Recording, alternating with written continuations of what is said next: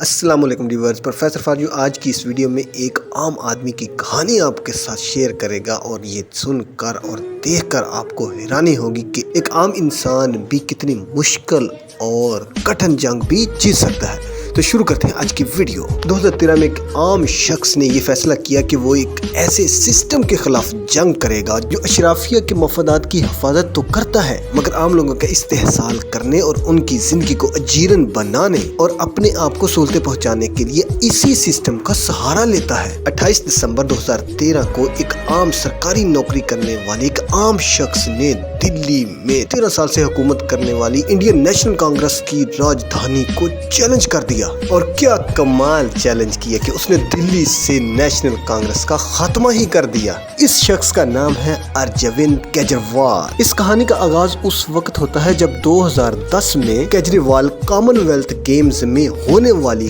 Corruption کی وجہ سے احتجاج کا آغاز کرتے ہیں۔ اس کے ساتھ انا ہزارے اور کرن بیدی بھی شامل ہو جاتے ہیں اس احتجاج میں، اور یہ تینوں لوگ مل کر جان لوک پال بل کو تشکیل دینے کے لیے ایک سٹرگل شروع کر دیتے ہیں۔ عام لوگوں پر مشتمل یہ 3 بندوں کا گروپ بڑھتے بڑھتے ایک عام آدمی پارٹی کی شکل اختیار کر جاتا ہے، اور پھر ان لوگوں کا ایک ہی مطالبہ سامنے آتا ہے کہ کرپشن کرنے والے لوگوں میں شامل لوگ اتنے طاقتور ہیں کہ ان کے خلاف نہ تو سینٹرل ویجیلنس کمیشن نہ ہی سینٹر آف بیورو انویسٹیگیشن تحقیق کر سکتے ہیں اور نہ ہی ان کو کسی طرح کی سزا دے سکتے ہیں۔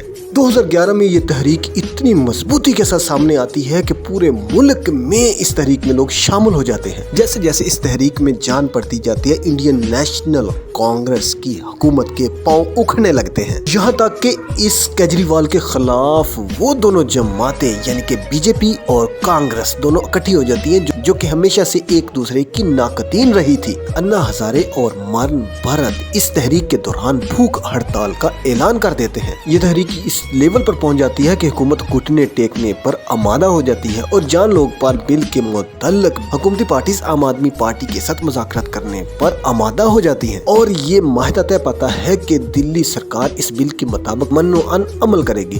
لیکن اس کے بعد 4 دسمبر 2013 کو دلی سرکار کے الیکشن آ جاتے ہیں۔ بی جے پی 32 سیٹوں کے ساتھ پہلے نمبر پر، جبکہ 28 سیٹوں کے ساتھ عام آدمی پارٹی دوسرے نمبر پر آتی ہے، اور کانگریس کو صرف 8 سیٹیں ہی ملتی ہیں۔ عام آدمی پارٹی کی مقبولیت اور ارجوند کیجریوال کی کرشمہ ساز شخصیت کی وجہ سے بی جے پی اور کانگریس دونوں اس کے خلاف پروپیگنڈا کرنا شروع کر دیتے ہیں۔ کیجریوال اس بل کو لے کر لوگوں سے یہ وعدہ کر کے آئے ہوتے ہیں کہ اگر یہ بل میں اسمبلی سے پاس نہ کروا سکا تو میں استعفیٰ دے دوں گا، اور پھر یہی ہوتا ہے کہ بل کو نامنظور کر دیا جاتا ہے بی جے پی اور کانگریس کی طرف سے، اور اس کے نتیجے میں کیجریوال 49 دنوں میں ہی اسمبلی سے استعفیٰ دے کر باہر آ جاتے ہیں، اور اس کے ساتھ کیجریوال احتجاج کا اعلان بھی کر دیتے ہیں، جس کے نتیجے میں اسمبلیاں تحلیل ہو جاتی ہیں اور صدارتی نظام نافذ کر دیا جاتا ہے اور نئے الیکشن کی تاریخ آ جاتی ہے۔ 7 فروری 2015 کو دوبارہ الیکشن کرنے کی تاریخ اناؤنس کر دی جاتی ہے،